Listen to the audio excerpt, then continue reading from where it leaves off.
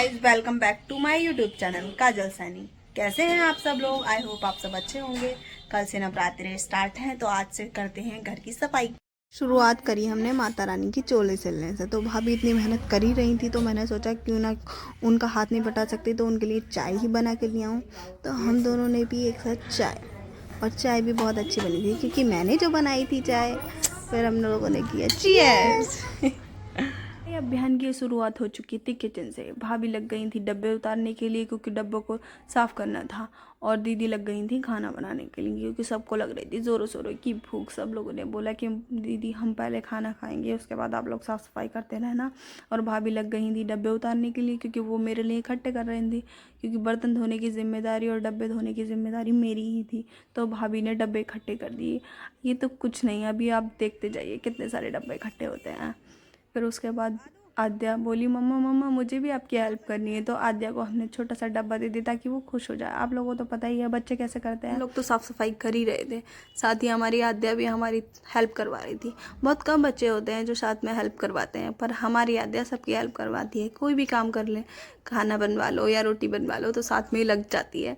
उसको काम करना बहुत पसंद है, वो बहुत ज़्यादा खुश होती है। बहुत कम बच्चे होते हैं जो मम्मी पापा के साथ में काम करवाते हैं, पर हमारी आदू तो ऐसी ही है।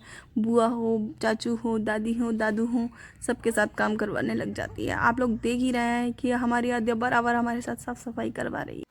हमारी आदू इतना सारा काम कर चुकी थी कि काम करते करते वो थक चुकी थी। इसलिए मैंने पूछा आदू आपने काम किया? तो कह रही हाँ मैं थक गया काम करके। और इतना खुश हो रही थी। मम्मी लग गई थी कपड़ों की धुलाई के लिए क्योंकि वॉशिंग मशीन लगा चुकी थी वो पहले ही।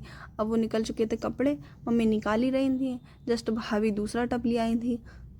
डब्बों का पहाड़ हो चुका है मेरे लिए रेडी। आदू घूम रही थी दादू के साथ राउंड राउंड। वो ऐसे घूमते हुए बहुत ज़्यादा खुश होती है। वो खुश होती है तो उसे देख के हम लोग भी खुश होते हैं। दादू हो, चाचू हो, पापा हो, उनके साथ ऐसे ही राउंड राउंड घूमती है और बहुत ज़्यादा हैप्पी होती है। आप सब देख ही सकते हैं। भाभी ने आज ठान ही लिया था कि रसोई को चमाचम चमकाना है, तो भाभी लगी थी रसोई को चमकाने के लिए। रसोई को चमका ही रही थी तो हमने देखा हमारे लिए आ चुका है मोमोज चाउमीन, कि कल से थे नवरात्र स्टार्ट। तो हम तो टूट पड़े। आप लोगों को तो पता ही है कि सबसे ज़्यादा खाया जाता है चाउमीन और मोमोज़, और मोमोज़ तो मेरे फेवरेट हैं। तो सबसे पहले मैंने स्टार्टिंग की मोमोज़ से। फिर उसी बीच आदू आई और आदू को चाहिए थी चाउमीन। चाउमीन तो वो खा ही चुकी थी और उसने देखा चुपके से, तो उसने मोमोज़ लेना स्टार्ट किया और हम इसे रोक नहीं पाए। और उसने देखा चुपके चुपके कि मोमोज़ लेने का टाइम तो आ ही चुका है, इसलिए वो आई साइड से और उसने मोमोज़ उठाने स्टार्ट कर दिए क्योंकि उसके मोमोज़ फेवरेट है। चाउमीन तो वो इतना ज़्यादा खाती नहीं है, सबसे ज़्यादा वो मोमोज़ खाती है। उसे मोमोज़ सबसे ज़्यादा पसंद है। वैसे बच्चों को मोमोज़ खिलाने नहीं चाहिए, पर कभी कभी चलता है। तो हम लोग सफाई की ओर, तो मैं डब्बे साफ़ करने लग चुकी थी और भाभी कर रही थी रूम की सफाई। उन्होंने सारे सेल्फ को साफ़ किया और आदू हमारी शैतानी कर रही थी अपने ताऊ जी के साथ। वो गाड़ी पर खेल रही थी और बहुत ज़्यादा मस्ती कर रही थी। इसी बीच वो सबसे ज़्यादा मस्ती कर रही थी अपने ताऊ जी के साथ। फिर दीदी ने डिनर की तैयारी की। डिनर तो बन ही चुका था, उन्होंने उड़द चावल फ्राई किए, फिर हम लोगों को सबको खिलाए और हमारी माता रानी का चोला हो चुका है रेडी। तो आप सब कमेंट में ज़रूर बताना कि माता रानी का चोला कैसा लगा आप सबको, भाभी ने जो रेडी किया है। और हमारे कानू जी की भी कोशिश चिली थी पर वो अभी रेडी नहीं हुई थी।